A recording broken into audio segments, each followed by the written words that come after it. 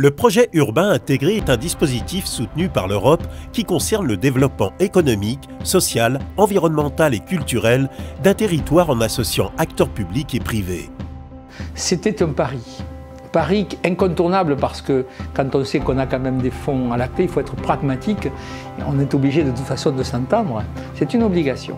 Et de cette obligation est né quelque chose d'autre. Les agglomérations, en plus, ce qui était intéressant et vraiment très innovant, c'est qu'elles ont choisi de travailler sur des projets qu'elles allaient porter personnellement, mais également sur des projets mutualisés. Aujourd'hui, intégrer, ça veut dire qu'on trouve entre chaque partenaire une vraie complémentarité, un vrai partage de responsabilités, un vrai partage d'accompagnement, de savoir-faire et donc de décision. C'était unique déjà en France de travailler sur 2 départements différents, ce qui veut dire qu'on peut aller au-delà des frontières administratives.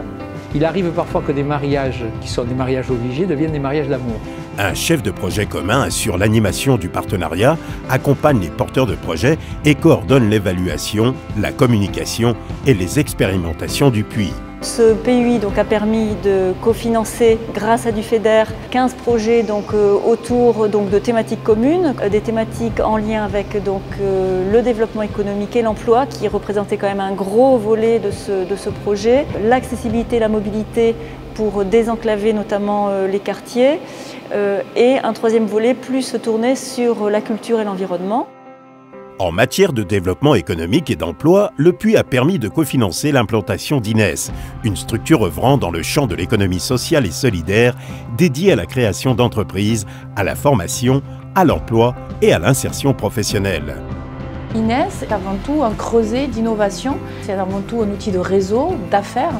Et INES regroupe à son sein donc une douzaine d'acteurs de cette économie sociale et solidaire. Le fait que ce soit une structure où il y a beaucoup d'entreprises, il y a une vie et un dynamisme qui s'est créé, ce qui fait qu'on n'est jamais tout seul. Ils m'ont facilité la création de mon projet et ils m'ont aussi permis de donner une dimension plus grande à mon projet. À Béziers, cette redynamisation se traduit par la requalification de l'hôtel d'entreprise de Mercoran qui offre aux entreprises innovantes en phase de développement un accompagnement et des locaux adaptés.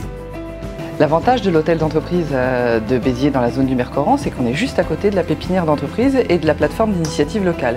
Du coup, on a sur un même endroit à la fois un hébergement, un accompagnement technique et un accompagnement financier. Ça permet de se concentrer à 200% sur son cœur de métier. On n'aurait pas pu se développer aussi vite. Je pense que d'avoir pu bénéficier de cet hébergement, ça nous a permis aujourd'hui de voler de nos propres ailes. Développer des aménagements cyclables sur le territoire, c'est l'une des missions du puits. À Béziers, un programme d'aménagement de liaison douce entre les zones d'habitat dense et les zones d'emploi est en cours. Il y a une épine dorsale sur notre territoire, c'est le canal du Midi. Et à partir de là, on essaye de tracer des axes, des liaisons vertes à partir de ce grand axe en devenir qui est la voie verte du canal du Midi. L'aménagement d'espaces de proximité tels que le mêle urbain paysager dans le quartier de Bercès à Narbonne crée un lien entre logement, école et centre social et complète un vaste projet en rue. Autre axe important du puits, l'amélioration d'équipements à vocation culturelle. Ainsi, la restructuration du conservatoire de Béziers a favorisé le développement des pratiques de groupe et donné accès aux habitants du quartier au patrimoine biterrois. Le conservatoire a bénéficié de financements européens dans le cadre du plan urbain intégré, ce qui a permis, grâce à ces fonds européens, de pouvoir d'abord assurer l'accessibilité du bâtiment, un gain aussi de confort par rapport à l'insonorisation des salles et l'agrandissement aussi de certaines salles qui permettent maintenant la pratique d'ensemble qui n'était pas possible avant dans un château du 19e. La particularité du conservatoire de Béziers-Méditerranée, c'est d'être implanté justement dans ce quartier de la Devèze et c'est un choix qui a été fait. Le puits insiste également sur le développement des échanges culturels. Le projet Passerelle, entre danse urbaine et danse contemporaine, impliquant des jeunes de Narbonne et de Béziers, en est un bon exemple.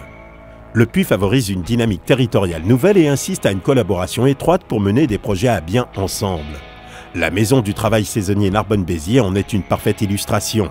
Le projet des territoires est essentiel actuellement et le but c'est d'aller chercher des financements européens et donc il faut s'unir, que ce soit le Grand Narbonnais avec les Ignans-Corbières, Hérault-Méditerranée, la Domitienne et la communauté d'agglomération, c'est de se fédérer autour de projets communs. L'important surtout, c'est déjà de construire le territoire de demain en s'alliant les uns les autres, en ouvrant ce territoire et en restant en lien avec les deux grandes métropoles. C'est ce territoire de demain qu'on prépare, déjà sur un projet ATI, mais pas que. Le but, c'est de mettre ce lien qui va permettre demain de travailler ensemble, que ce soit avec la métropole montpelliéraine ou toulousaine. Ce projet, encore difficile à imaginer il y a quelques années, est une belle réussite pour le territoire.